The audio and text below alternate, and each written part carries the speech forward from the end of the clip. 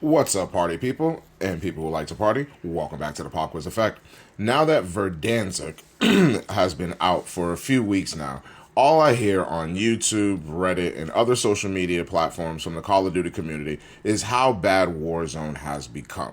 From the cheating, the hacking, the map not being the same, and some original features being removed, Warzone has gone from being a major hit for Call of Duty when it was first launched back in 2019 to something that might need to be scrapped altogether if there aren't major improvements to the gameplay and the player count altogether.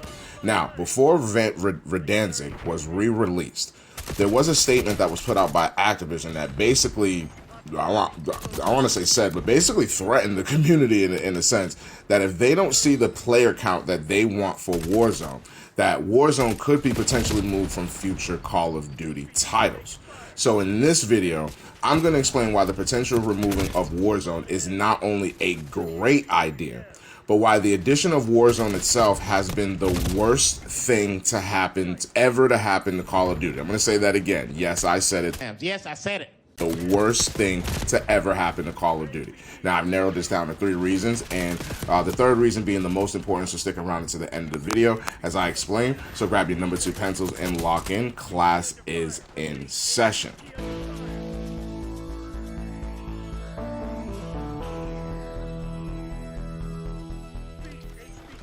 Now, before I begin, I feel I should get this out of the way first. As I've mentioned in my previous video about strike maps, I am not a Warzone player. Never have, never will be. I may be in the minority on that, but nothing about Warzone is interesting enough for me to even give it a try, not even once. With that said, this is not a knock against people who like to play Warzone. As a community, we all need something that keeps us playing this game every day and twice on Sunday. This is more or less a breakdown of why Warzone has had a negative impact on the community as a whole. So keep this in mind as you're watching this video. And again, this is just in my opinion. Now, one of the reasons why Warzone is the worst thing to ever happen to Call of Duty is the negative effect on the core multiplayer. Ever since Warzone was added back in 2019, it feels like multiplayer has taken significant steps backwards from where it used to be. Like the maps, for example. Not saying that there have not been great new maps, because there have been, but ever since Warzone was added, it feels like the maps have gone away from traditional 3-lane maps to these on-site Warzone looking maps that have no structure or no discipline. Not every map has to be structured or designed like Shipment or Nuketown. But maps like Piccadilly from 2019, Dealership, Bounty from last year, or even last year's Tank and 6 Star, We suck. are prime examples of how Warzone has influenced the making of these maps in a bad and negative way. Most multiplayer modes are 6v6. There are no need for big maps if there are only 6 players on each team. Also as a side note, the playlist for multiplayer has also been negatively affected because of Warzone, and this again is just in my opinion. There is no attention being played to the playlist for multiplayer. Every new map should have its own 24/7 playlist, point blank period. That is how it's always been for new maps when they come out. No 24/7 playlist from new maps such as Racket or Lifeline from this year, and literally had to spam Reddit to get Bullet 24/7, which to me was a major hit and had a high player count. But as soon as Season 3 came out and all the hype with Verdansk, here comes the neglect to multiplayer. Season 3 Reloaded is actually days away or literally right around the corner, and still no Nomad 24/7 despite it being a great map. But let me move on to number 2, because I can go on with that forever and I don't have enough gameplay for that, and I really wish I did. But the number 2 reason why Warzone is the worst thing to happen to Call of Duty, the cheating. Cheater! Cheater! In my opinion, all of this cheating, hacking, foot pedals, Cronus crap that's been plaguing Call of Duty, in my opinion, is a direct link to the adding of Warzone. Not saying people weren't cheating and hacking before Warzone, because that's definitely not the case. But the fact that there is an anti-cheat monitoring our every move, or supposedly monitoring our every move, Allegedly. is directly because of Warzone. Now, the core popularity of Warzone, because of the core popularity of Warzone before its original release, whether you were good at multiplayer or not, The more and more people started gravitating to Warzone, not only did it become as popular as it did, the more it was incentivized to play Warzone either as a pro player or as a streamer. But given the competitive nature of Call of Duty as a whole, and the fact that there is no escaping the skill-based matchmaking algorithm, eventually it was going to get to the point that once one person started cheating, basically everybody was going to start cheating. It's almost like you can't play Warzone without cheats, and that should not be the case for any game, period. Streamer or not, pro player or not, working for Activision or not, if you cheat and you get caught and it's confirmed, you should get banned, or whatever the consequences are, skill-based matchmaking or not, it's deserved. It's not only hurting the community, it's not helping. Reverse boosting, walling, auto-locking, and all that crazy stuff that you see on YouTube is getting crazy. And now the cheaters are calling out other cheaters, which I find to be absolutely, utterly, hilarious. If you guys don't get it together, and I mean the Warzone community, as much as people would think that this is an Activision problem, it's not. There's not going to be any more Warzone if no changes are made and the people within the community don't start policing each other. Now, before I get into the number one reason why Warzone is the worst thing to happen to Call of Duty, make sure you like the video. It helps the video get to the YouTube algorithm so others can enjoy the video as well. And make sure that you are subscribed to the channel so you do not miss out whenever class is in session. So I got a little bit more time left in this video, so I can kind of pace myself here and kind of make sure that I get through this thoroughly as much as I possibly can here.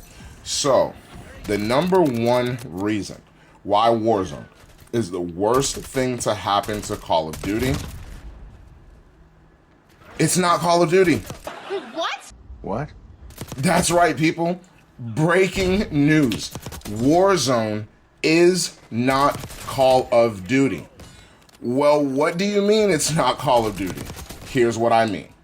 When I say Warzone is not Call of Duty, what I mean is it is not the core of Call of Duty or what has made Call of Duty the game that it is, that it has been or currently is.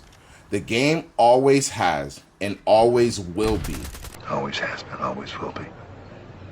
That at its core is a game that is built for and should be targeted to those who like to play classic 6v6 multiplayer. I'm gonna repeat that and say that again because I don't think I can be any more clear when I say that. Now I'm gonna kind of caveat this. I don't mean that they should be not targeting an audience that likes to play Warzone or big maps. That's not what I'm saying. But what I'm more or less saying is if your engine is specifically designed to really do one thing great, then just stick to that. So that's basically, hopefully that makes sense. And if it doesn't, I don't know what to tell you. I don't know what to tell you. I don't know what to tell you. Again, the game at its core, based on how the game normally plays, is a game that should be built for and targeted to those who like to play classic 6v6 multiplayer. Classic 6v6 multiplayer is what made Call of Duty great. Prestiging, ranking up weapons, playing with friends, dropping kill streaks and nukes. That's what got Call of Duty to this point.